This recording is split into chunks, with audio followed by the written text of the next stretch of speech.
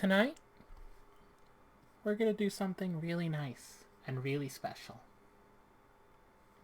Tonight, we're going to give you the ability to feel things that other people do to you and do with you online.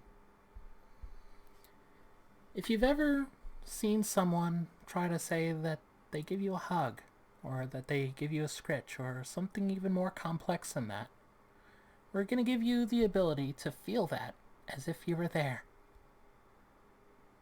If this is something that you'd like, keep listening.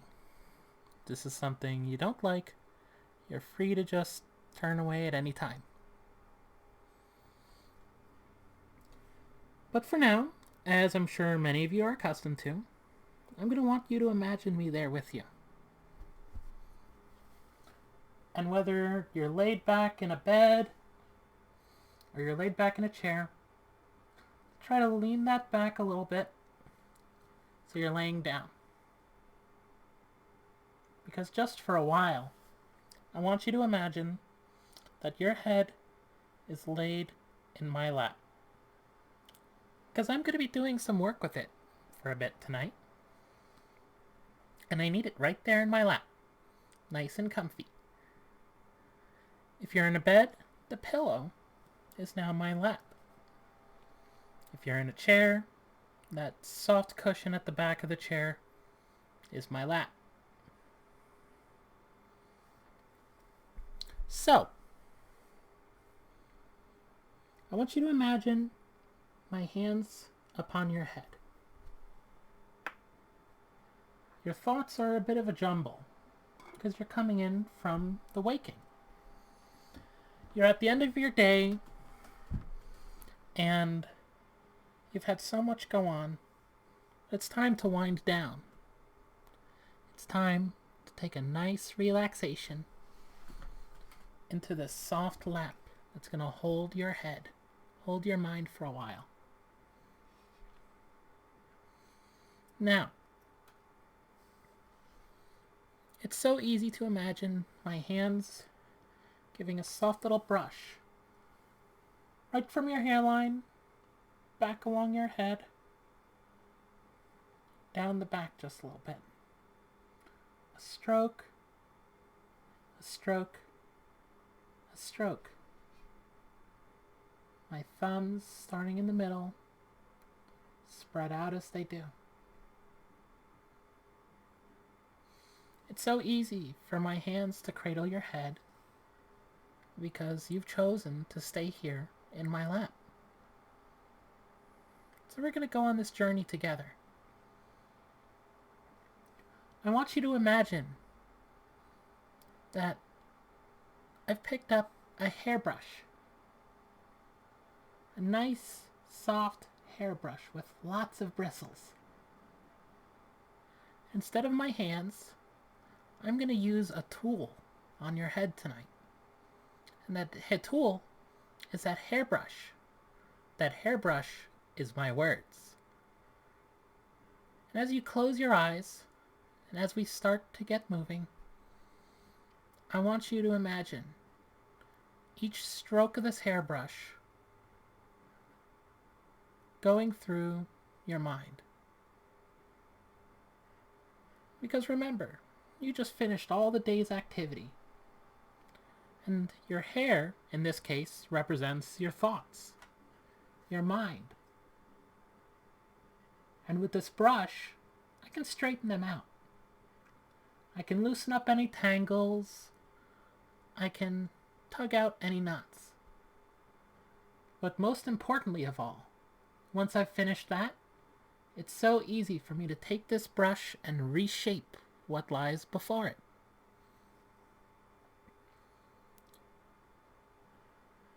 So I want you to imagine that I press that brush down and give a stroke right along the same way my hands did. A stroke and another stroke. So easy. It's able to just go through your thoughts, just like my words can go through your thoughts. Untangle them, straighten them, redirect them, reshape them.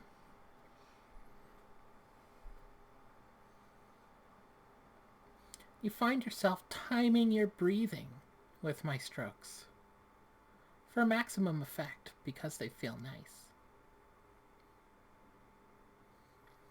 10. Your hair's pretty tangled up. You've been through a lot. That's okay. I'm here to care for you. 9. Another stroke. Another knot. Another tangle. Tugged on out, and your thoughts straightening out before the power of my words. 8. Stroke. 7. Stroke. 6. Stroke again. Nice and slow, nice and soft.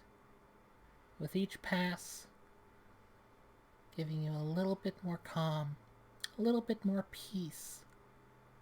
Halfway there to finally having your hair, your mind straightened out. 4. Stroke. So easily my brush passes through your hair now. So too as my words pass through your mind. Stroke 3. It's so easy to relax into my lap.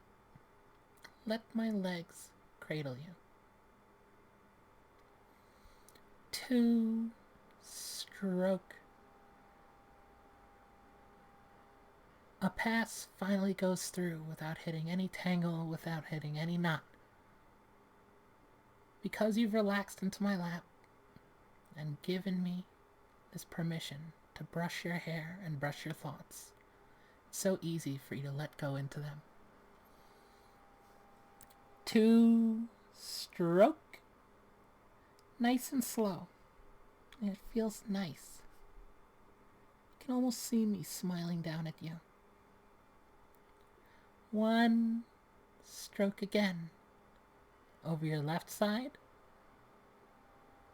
0. Stroke again. Over the right side. Finally free of all those tangles and all those thoughts twisted around. Released by my words. And it's so easy to relax. Lay back with your head in my lap and my brush in my hand. Because the brush is my words, the hair is your mind. Straightened, tangles removed. Now that I've straightened it, I can arrange it. I can direct it. Because the ease of this brush through your hair is the ease of these words through your mind.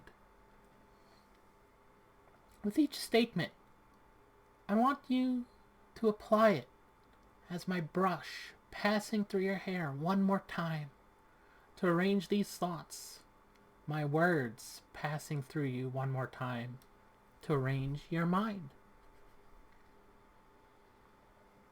With each pause, I want you to apply it as a little hug with my legs right around you to give you some comfort and some peace, a nice moment together. Because we've got some work to do tonight together. Stroke. Our generation has long accepted long-distance communication as our own. Stroke. We reach out well beyond our hometowns for the relations that earlier generations found in their own backyards.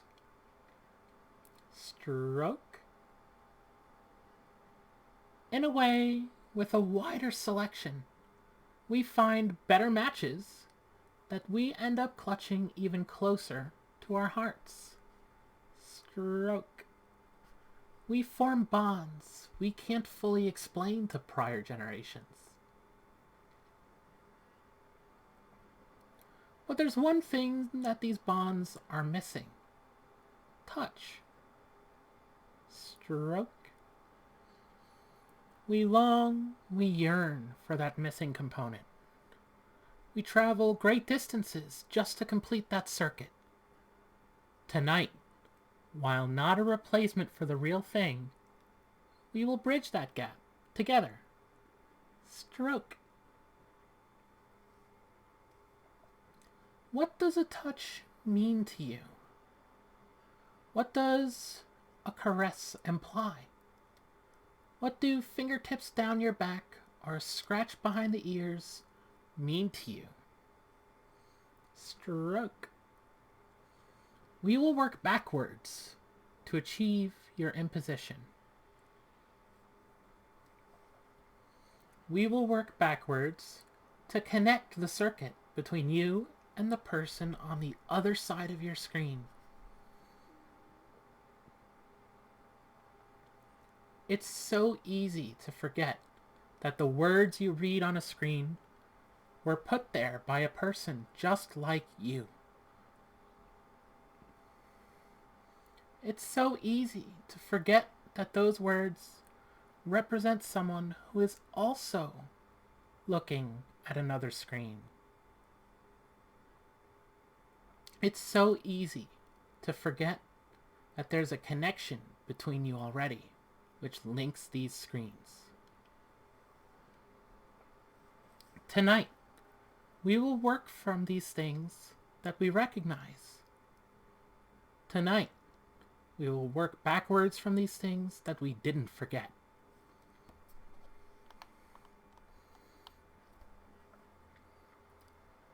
Think back for me to a time that you've been touched in some way. Whether it was a hug, a caress, a shoulder rub, a scritch or a scratch. Perhaps even a more high-energy, intimate moment between you and another. Think back to these moments. What do you remember? Take a moment. I'll give you a little time and think back to them.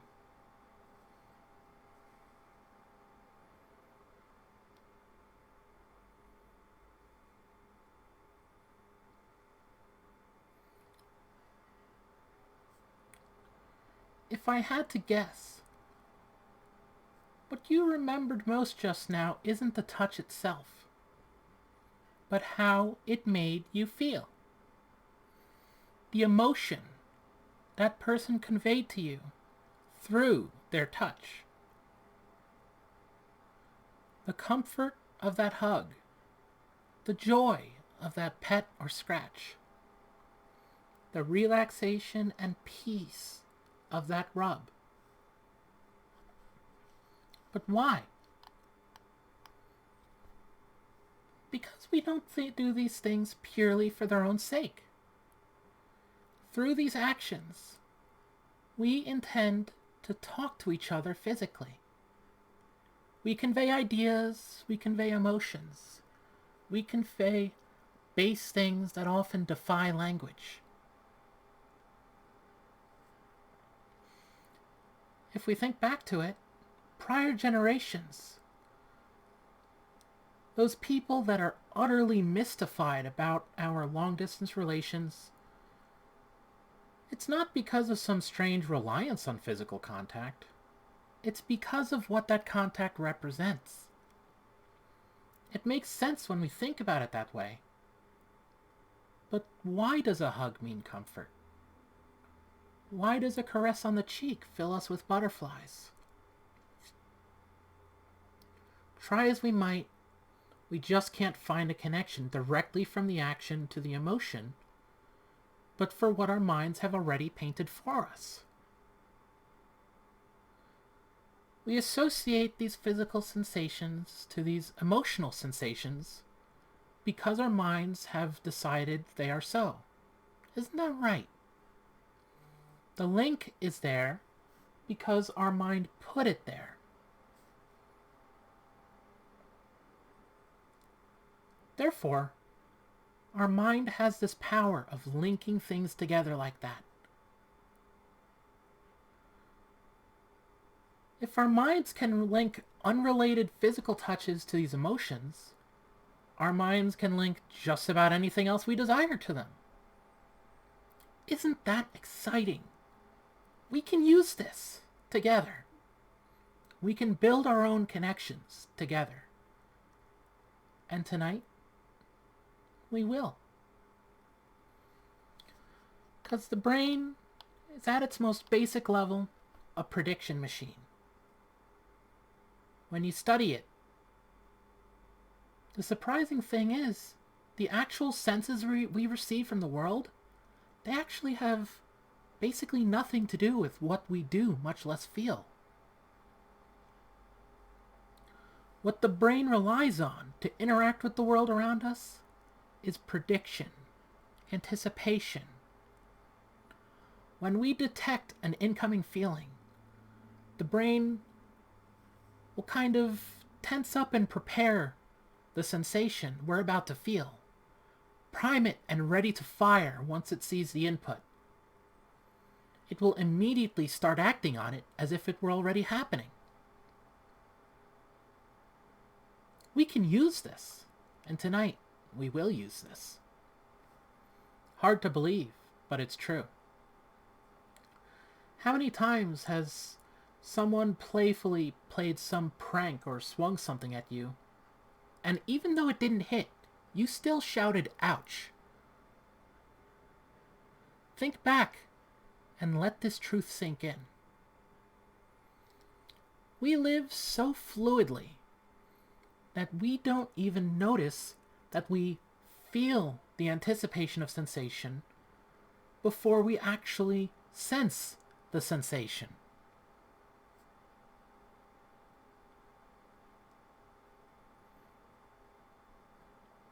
We're going to use this tonight. When you see, when you hear, or when you otherwise experience an action you wish to experience from someone else, your mind can so easily imagine what that action means. The comfort that a hug is supposed to convey, the tender caress, a massage, or anything else that you wish to experience from another. You have always understood that others acting upon you remotely like this, they never simply intended for the touch simply for the touch of it. They have always been trying to say something.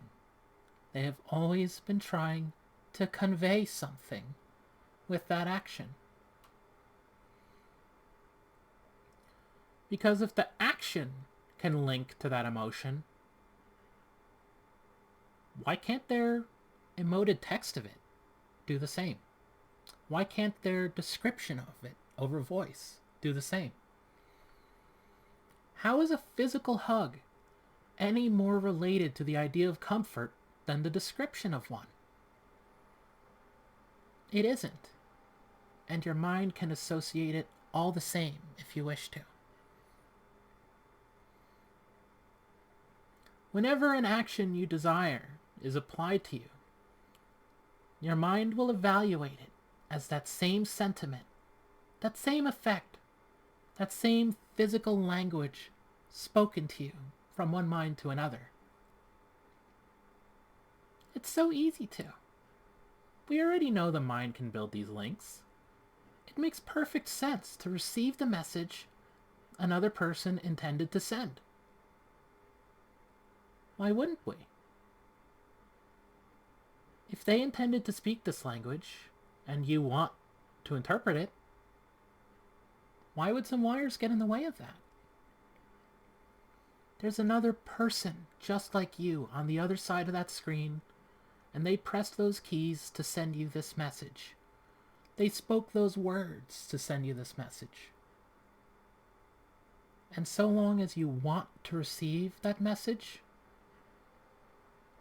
you can. It just makes sense. Our generation lives on our devices about as much or more than we do in the physical world. It makes perfect sense that our generation would bring along this primal physical communication that we've always had. If we can associate it one way, why not the other? There's no reason we can't. The brain associates these touches to these emotions. If you feel the emotion, why shouldn't it anticipate the touch? We already know that the touch comes from your own mind anyway, and is often completely unrelated to the actual sensation. Tonight, we will build one more link going the other way too. We will complete the circle. We will complete the circuit. And with the resulting emotion invoked, and the description of the action upon your screen, or the words spoken into your ear, for those things you wish to experience, your mind already anticipates the feeling, the touch someone else intends to apply to you. Because when someone describes an action upon you, your mind is already building its map of what you've just experienced. If it wants to, it starts to anticipate it, primes itself to feel it. This association is the last piece of the puzzle to fire that anticipation, to trigger it and cause that last domino to fall. It's so easy with the description, the emotion, and the anticipation to finally let the fourth and final piece fall into place, release of that anticipation. Release of the anticipation is one and the same as processing it. You feel it. The touch happens. It materializes. And it is as real as any other touch you feel, because it's happening the same way as any other touch you feel. It's no different. We already know the anticipation of a feeling is far more important than the actual sensation, because that's how our brains work. It's so easy to just let ourselves anticipate it and take this shortcut to allow yourself to receive, if you wish, the things that other people are trying to tell you through their touches.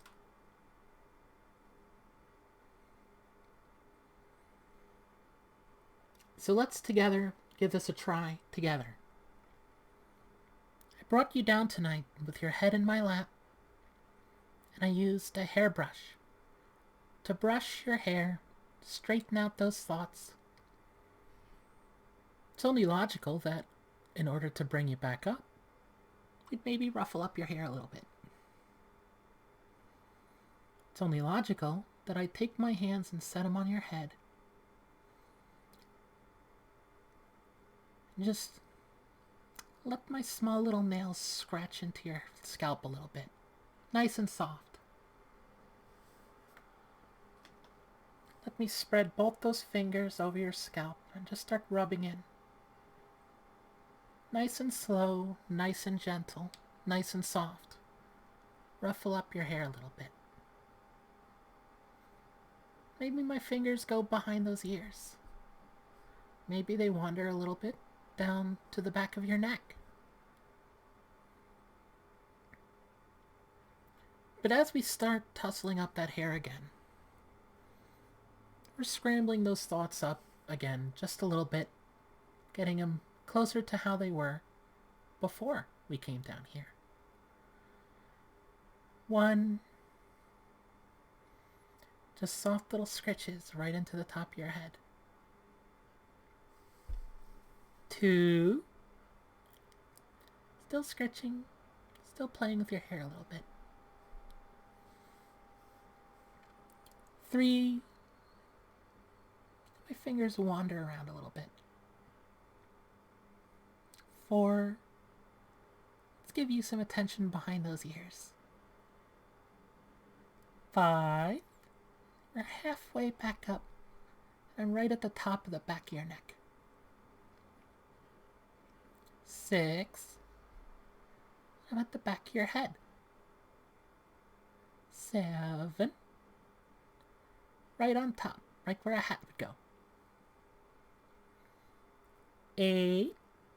Right at that hairline.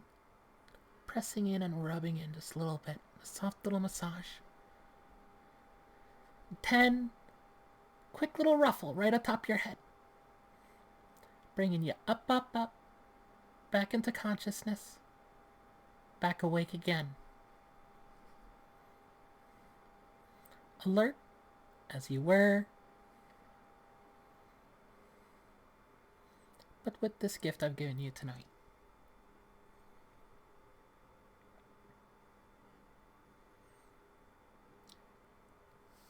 So for those of you watching on YouTube, let's say you want to come to the next session. There's a link in the description. You can join us on Discord. Maybe you can come for the next one.